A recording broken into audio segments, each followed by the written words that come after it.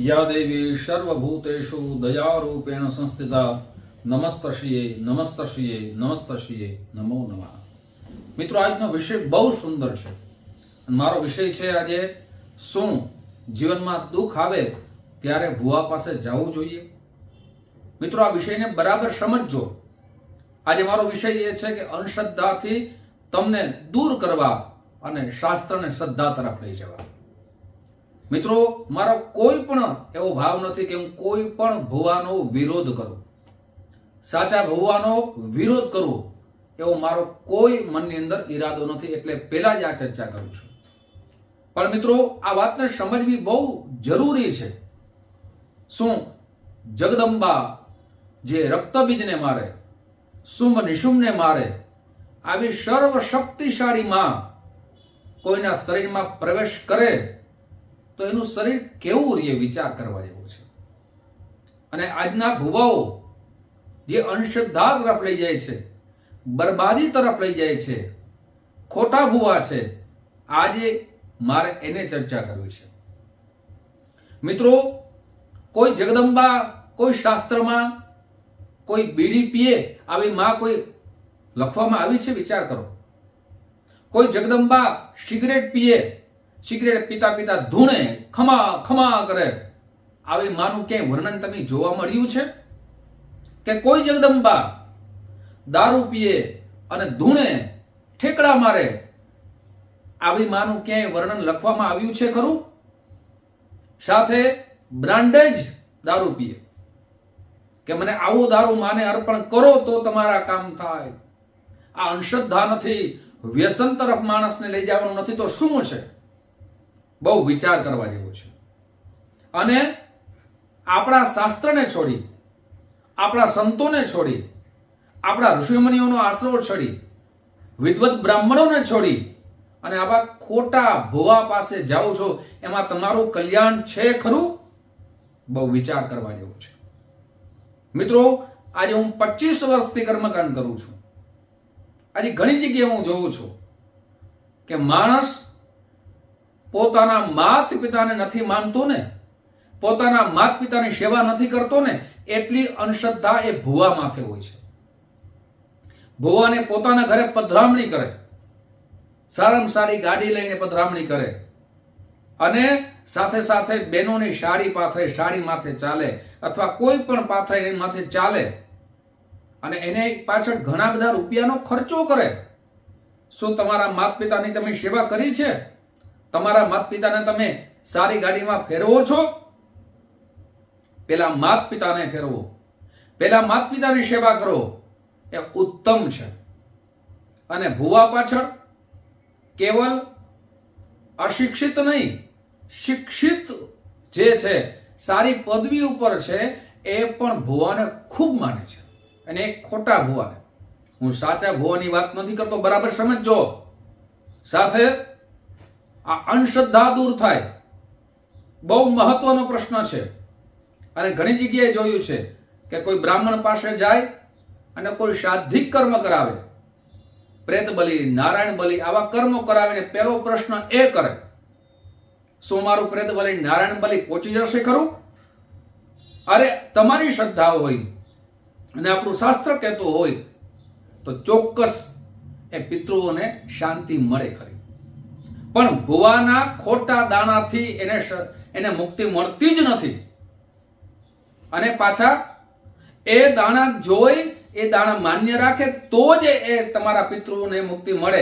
આવું ક્યાં શાસ્ત્રમાં લખ્યું છે કે એકી બેકી વચન વધાવો કરે અને વચન મળી ગયું એટલે તો જ એને મુક્તિ મળે? અરે જે બ્રાહ્મણો જે વિદ્વત શાસ્ત્ર પ્રમાણે ચાલે છે અને એ શાસ્ત્ર પ્રમાણે આખી પરિપૂર્ણ આપણું શાસ્ત્રકીય વિધિ કરાવે અને એમાં લખવામાં આવ્યું છે જેને જે ઉદ્દેશથી કાર્ય કરવામાં આવે એને જ મળે। હા, આપણી અંધશ્રદ્ધા છે। વિચાર કરો મિત્રો, કોઈ દિવસ એવું બન્યું ખરું કે કોઈ તમને અપશબ્દો બોલે તો એ અપશબ્દો માટે તમે જોવડાવવા ગયા ખરા? કે આ અપશબ્દો મને મળી ગઈ છે કે મારા પિતૃને મળી ગઈ છે, આવું કોઈ દિવસ જોવડાવવા ગયા ખરા? તો આપણા શાસ્ત્ર માથે વિશ્વાસ નથી, જે વિદવત બ્રાહ્મણ આવ્યા છે એની માથે વિશ્વાસ નથી, એટલે દાણા કદાચ જોડાવીએ છે. કોઈ દિવસ એવું બને ખરું કે તમારે પ્રવાસમાં જવું છે, મુસાફરીમાં જવું છે, અને તમે દાણા જોડાવીને ગયા ખરા કે ડ્રાઈવર મને પહોંચાડી દેશે? મતલબ તમે જે બસમાં જાઓ છો એ બસમાં બેસી જ જાઓ છો, પૂછતા નથી. હું જ્યાં જઈશ ત્યાં પહોંચી જ જઈશ. તમને ડ્રાઈવર માથે વિશ્વાસ છે, તમને આ ખોટા દાણા માથે વિશ્વાસ છે, તો આપણા શાસ્ત્ર માથે કેમ નથી? બહુ સમજવા જેવું છે. સાથે મને તો ક્યારેક એવું થાય કે માં કહે છે એમ તમે કરો છો કે ભુવા એના વાર લખ્યા હોય, ગુરુવાર લખ્યું હોય, મંગળવાર લખ્યું હોય, રવિવાર, આખો દિવસ બેસે. શું માં તમારા શરીરમાં આખો દિવસ રહે છે? આખો દિવસ મંગળવારે તમે આવજો એટલે તમારું જોઈ દેવામાં આવશે. સાથે ખોટા ભુવા પોતાના ઘર ભરે છે. બહુ વિચાર કરવા જેવો છે. અને જગદંબા આપણા શાસ્ત્રમાં શું લખવામાં આવ્યું છે? દુર્ગા સપ્તશતી, માર્કંડ પુરાણ, આ પુરાણોનો એમને ખ્યાલ છે ખરો? એ ભુવા ઉપાસના કેટલી કરે છે? આ તમે એના આશીર્વાદ લ્યો છો? સારા સંતોનો આશીર્વાદ લ્યો, સારા બ્રાહ્મણોનો આશીર્વાદ લ્યો, સારા શાસ્ત્રનો વિચાર કરો. મને લાગે છે આવા સારા સંતો, સારા બ્રાહ્મણો, સારા જે ગુરુજનો છે એની પાસે જાશો, એ તમને રસ્તો દેખાડશે, તમારા દુઃખ જરૂર દૂર થશે. હું કયા ભુવાનો વિરોધ કરું છું? જે અંધશ્રદ્ધા તરફ લઈ જાય, તમારા પૈસાની બરબાદી કરે, એવા ભુવાનો વિરોધ છે.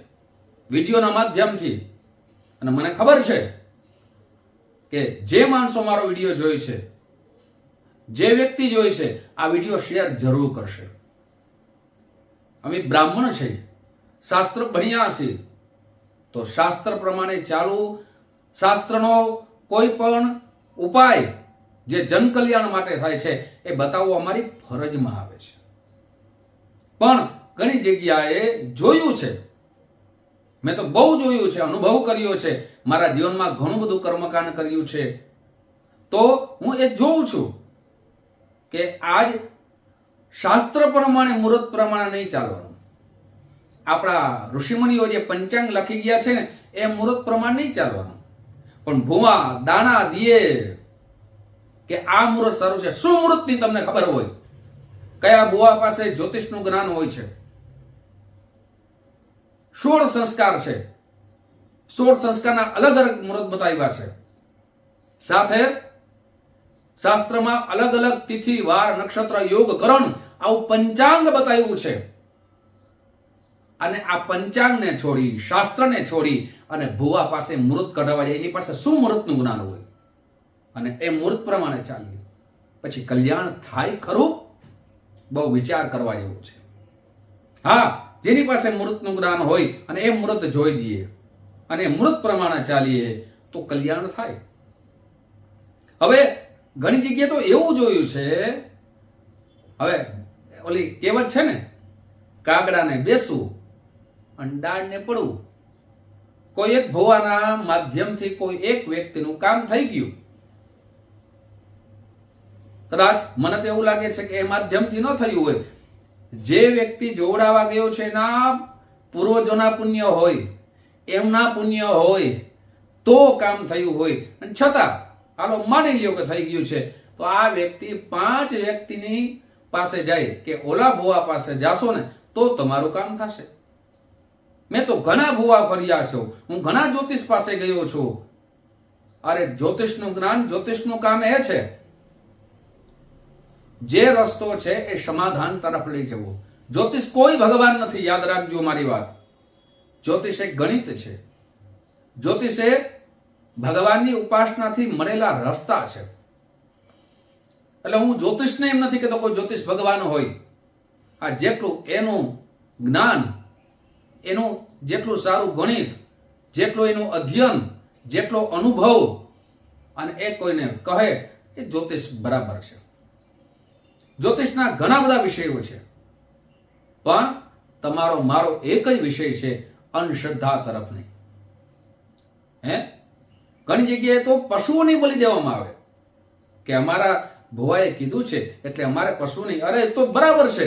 મેં તો હમણાં જૂનાગઢનો એવો કિસ્સો સાંભળ્યો, મારા રૂવાડા ઉભા થઈ ગયા. મને ખૂબ અફસોસ થયો. શું કામ? એક દીકરીની એક ભુવા થકી બલિદાન દેવામાં આવ્યું. કેટલી એમ કહી શકાય કે માણસને કેટલી અંધશ્રદ્ધાના ભ્રમ એટલા બધા બુદ્ધિમાં જાગૃત કરવામાં આવે છે કે વાત ન પૂછો. ઘણી જગ્યાએ તો એવું જોવામાં આવ્યું છે કે અમે વાસ્તુ યજ્ઞ કરવા જઈએ, અમારા ભુવા પેલા પધરામણી કરે તો જ પછી યજ્ઞની શરૂઆત કરો. કેમ? એવું જોવામાં આવ્યું છે કે દાણા જોઈ મહારાજ આટલા વાગે અમારા ભુવા કહે છે ને આટલા વાગે બીડું હોમવાનું છે. જ્યોતિષ શાસ્ત્ર ભણેલા છે, કોઈ અભિજીત નક્ષત્ર હોય તો બરાબર છે એ કહે તો. અરે જ્યારે શાસ્ત્ર કહે, જ્યોતિષ કહે, જ્યોતિષમાં લખ્યું છે એ પ્રમાણે તમે પૂર્ણાહુતિ કરો, તમારું કામ પરિપૂર્ણ થયું, એ જ્યોતિષ છે. હવે એ જોવાનું છે કે આપને શાસ્ત્ર તરફ જવું છે, સારા સંતો તરફ જવું છે, ભગવાનની ભક્તિ કરવી છે, કે આવા ખોટા ભુવા પાસે જવું છે. ઘણી જગ્યા તો એ પણ જોવામાં આવે અમારા ભુવા કાંઈ લેતા નથી, બસ ઘર ભરાઈ જાય. હા, અમારો પરિવાર ચાલે, અમારા દીકરાઓ 10 વર્ષ અભ્યાસ કર્યો હોય તો અમારો પરિવાર ચાલે એટલે અમારે દક્ષિણા લેવી જ પડે. હા, એટલા માટે દક્ષિણા કેવી પડે છે બ્રાહ્મણોને કે એમનો પરિવાર ચાલે. ઘણી જગ્યાએ તો એ પણ જોવામાં આવ્યું છે કે ભુવાને પૈસા ન જોતા હોય પણ અનેક વસ્તુથી ઘર ભરી દે. તમારા માતા પિતાની સેવા કરશો ને તમારું પુણ્ય વધશે અને ધર્મ પ્રમાણે ચાલ્યા કહેવાય. પધરામણી કોની કરાય? સારા સંતોની કરાય, સારા બ્રાહ્મણોની કરાય, સારા ગુરુજનોની કરાય. જેની કોઈ દિવસ વેદનું જ્ઞાન નથી, જેને શાસ્ત્રનું જ્ઞાન નથી, જેને પુરાણનું જ્ઞાન નથી, કેવળ સંગીત વાગે ને ધૂણે ખમા ખમા ખમા કરે, આવા ભુવાની પધરામણી કરવી?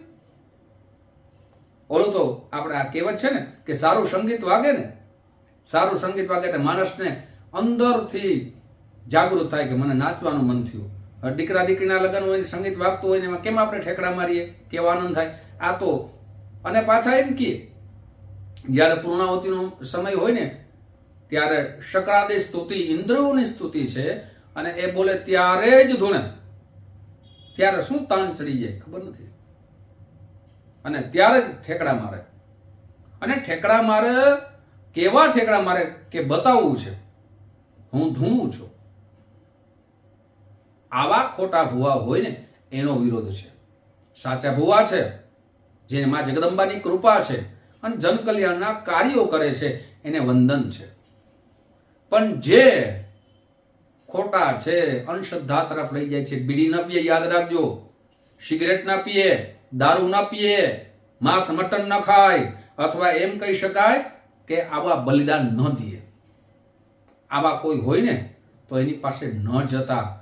આ એક વ્યક્તિનો પ્રશ્ન હતો ને એટલે મારે સત્ય સાથે, શાસ્ત્ર સાથે અને ડર વગર વાત કરવી હતી એટલે તમારી સમક્ષ રાખી છે. મિત્રો, વિડીયો તમને ગમ્યો હોય તો શેર કરજો, આ ચેનલને સબસ્ક્રાઇબ કરી દો. કોઈ એવો મારો ભાવ નથી કે હું કોઈ પણ સાચા ભુવાનો વિરોધ કરું. આપ સૌને મારા જય માતાજી, જય શ્રી કૃષ્ણ, મહાદેવ.